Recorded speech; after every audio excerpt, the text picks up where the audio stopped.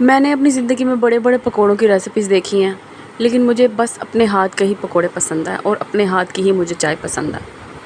तो मैं क्या करती हूँ, दुनिया का सबसे आसान तरीका है पकोड़े बनाने का, जो बिल्कुल सिंपल बनते हैं। और क्योंकि रमज़ान है और रमज़ान शरीफ में आपको ज़्यादा बदपरहेज़ी हैं और ज़्यादा मिर्च मसाले वाले पकोड़े शकोड़े नहीं खाने चाहिए, क्योंकि वो फिर उल्टे ही पड़ जाते हैं। मज़ा जितना मर्ज़ी आ जाए, लेकिन वो उल्टा हिसाब हो जाता है। तो इस तरह से कुछ आलू, पहले मैंने मैं ना जो पालक है ना, वो तो मैं पहले ही काट के ना रख लेती हूँ फ्रिज में, और 1-2-3-4 दिन की ना वो खुद ही इस्तेमाल होती रहती है। तो जो आलू हैं वो मैंने इस तरह से काटने हैं, और मैं आलू जो है वो थोड़ी तादाद उनकी कम रखती हूँ। अगर आपकी टेस्ट आलू का ज़्यादा है तो आप आलू ज़्यादा भी रख सकते हो। उसके बाद मैं जो प्याज है ना, उसको मैं थोड़ा सा ज़्यादा डालती हूँ, और उसको थोड़ा थोड़ा ना मोटा मोटा मैं काट के डालती हूँ। ज़्यादा बारीक काट के पकौड़ों में प्याज नहीं डालते, वो मज़े के नहीं लगते। जब पकौड़ों के अंदर प्याज आता है ना, तो बहुत मज़े का लगता है, और वो मज़ा जो है वही पकौड़ों को जो है ना वो कर देता है, दोबाला कर देता है उस मज़े को। तो ये मैंने पहले जो पालक रखी हुई थी वो मैंने डाल ली है देचकी में। उसके बाद मैंने आलू काट लिए हैं, बारीक बारीक चिप्स जैसे आलू काटते हैं ना, वैसे के आलू काट लिए हैं। और जो मैंने प्याज काटे हैं वही मैंने बस नॉर्मल से काटे हैं, बिल्कुल बारीक बिरयानी वाले प्याज नहीं काटने, नॉर्मल नॉर्मल प्याज काटने हैं को, जो आपको लगे कि यार मोटे कट रहे हैं प्याज। तो बस इनको इस तरह से काट लेना। और बताएं, आप लोग मुझे बताएं कि आप लोग इफ्तारी में क्या क्या बनाते हैं, और क्या क्या बनाते हैं, और कौन कौन किस किस की फरमाइश पर आप बनाते हैं, मैरिड हैं या अनमैरिड हैं। और अनमैरिड लोगों की जो रूटीन है वो जो है वो अपनी मर्ज़ी से भी थोड़ा बहुत शेड्यूल चेंज कर सकते हैं, लेकिन मैरिड लोग जो हैं वो उनको ख्याल रखना पड़ता है कि जी कुछ चीज़ें हैं वो जो कंपलसरी बननी है, जिसमें से पकौड़े हैं जो हमारे कंपलसरी बनते हैं। ये है जी हमारी प्याज कट गई है। अब ये देखो ज़रा, ये आ गई जी, ये तीनों चीज़ें इकट्ठी, प्याज आलू और पालक, ये तीनों चीज़ें इकट्ठी हो गई हैं। अब मैंने इनको धोना है। अब मैं इनको धो रही हूँ एक हाथ से और एक हाथ से मैं शूट कर रही हूँ, तो थोड़ा मुश्किल हो रहा है मेरे लिए। लेकिन यह है कि अगर मेरा थोड़ा काम अगर ये चल गया तो मैं इंशाल्लाह चीज़ें भी सारी ख़रीद लूँगी। अभी तो मेरा बजट ही मुझे अलाउ नहीं करता कि मैं इस चीज़ पर थोड़ा ख़र्चा करूँ, इसलिए मैं खुद ही अपनी मदद आप तले लगी हुई हूँ। और उम्मीद करती हूँ कि आप मेरे चैनल को सब्सक्राइब करेंगे, लाइक करेंगे और शेयर भी करेंगे।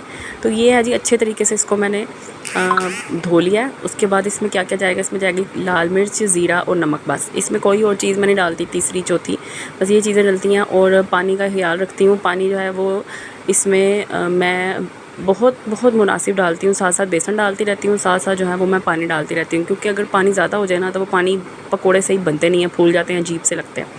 तो साथ साथ थोड़ा थोड़ा बेसन डालना है और साथ साथ पानी डालना है, और पानी भी बहुत थोड़ा डालना है और बेसन भी नॉर्मल हिसाब से डालना है, कि दोनों जो है वो मिक्स अच्छे तरीके से हो जाए, और इसमें कोई गुठली ना रहे, और बहुत ज़्यादा थिक भी नहीं करना है और बहुत ज़्यादा नरम भी नहीं करना है, मतलब नॉर्मल रहना। और वो नॉर्मल इसी तरह रहेगा कि आप साथ साथ इसको मैश भी करते रहें, और इसको जो है वो साथ साथ आप देखते रहें कि इसकी थिकनेस जो है वो ठीक तो नहीं है। मैं आपको इसका फाइनल लुक दिखाती हूँ कि इसको किस तरह से होना चाहिए बेसन को सब्जियों वाले।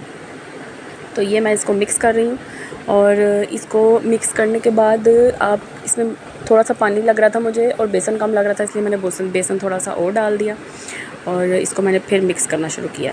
तो ये अब इसकी मैं आपको फ़ाइनल लुक दिखाती हूँ। ये आ गई जी इसकी फ़ाइनल लुक, ये है इसकी फ़ाइनल लुक। तो इसको मैंने, ये देखें, ये इस तरह से होना चाहिए, मतलब गिर भी जाए और टिके भी ना इस तरह से इसकी ये शक्ल होनी चाहिए। इससे ज़्यादा आपने थिक नहीं करना, इससे ज़्यादा आपने नरम भी नहीं करना, और बहुत ज़्यादा थिक करने से ना पकोड़े जो है ना वो बहुत ज़्यादा हार्ड बनते हैं। इसलिए अब ये आ गया, और मैं हाथ से ही पकोड़े डालती हूँ। मैं पकोड़े किसी चम्मच से या स्पैचुला से नहीं डालती, हाथ से जो पकोड़े मज़े के बनते हैं, छोटे छोटे मैं बनाती हूँ, ज़्यादा बड़े पकोड़े नहीं, मतलब कई बच्चे भी होते हैं तो वो फिर ज़ाया कर देते हैं। तो ये हम पकोड़े बना रहे हैं साथ साथ, और हमारा रोज़ा भी है, रोज़ा हमें थोड़ा थोड़ा लगना भी शुरू हो गया। और जब रोज़ा लगता है एक औरत को, तो फिर उससे कोई बात ना किया करे, क्योंकि अगर कोई उससे बात करता है ना तब वो काटने को पड़ती है। और मेरा भी यही हिसाब है कि मुझे जब रोज़ा लगता है ना तो फिर मैं पागल हो जाती हूँ, और मैं सोचती हूँ कि यार शादी से पहले हम किस तरह से बिल्कुल ही बेफिक्री की ज़िंदगी जीते थे। आज पता चला कि फ़िक्रें क्या होती हैं। हाय हाय, जिन बच्चियों की भी शादी होने वाली है, मेरी उम्मीद उनके लिए दुआ है कि उनके लिए अल्लाह ताला आगे भी आसानियाँ पैदा करे और रिश्ते तलाश करने में भी आसानियाँ पैदा करे। ये हो गया जी हमारा पकोड़े तैयार हो गया। पकोड़े तैयार करने के बाद ना मैं पता क्या करती हूँ, ताकि इसमें से ऑयल जो है वो सादा छन जाए, तो मैंने ना एक गड़वी रखी हुई है, घी वाली जो होती है ना, वो मैंने रखी हुई है। उसके ऊपर मैं ना छन्ने समेत जिससे मैं ये निकालती हूँ पकोड़े, वो मैं रख देती हूँ उसके ऊपर, ताकि वो जो उसके अंदर जितना भी ऑयल होता है ना वो उसके अंदर आ जाता है, तो वो ऑयल ज़ाया भी नहीं होता, और जो पकोड़ों में होता है ना ऑयल वो भी नहीं होता। तो बहुत ही मज़े के और बहुत ही क्रिस्पी बनते हैं, और ऑयल जितना कम होगा उतने ही क्रिस्पी और मज़े के पकोड़े बनेंगे। तो ये हो गए जी हमारे पकोड़े तैयार। अब इसकी जो है वो फ़ाइनल लुक आने वाली है बिल्कुल सामने। और अब जो ये मैंने इसके ऊपर छन्ने के ऊपर रखे थे वो भी मैंने अब उसकी फ़ाइनल जगह पर रख दिए हैं, ताकि खाने के लिए सब लोग तैयार हो जाएं।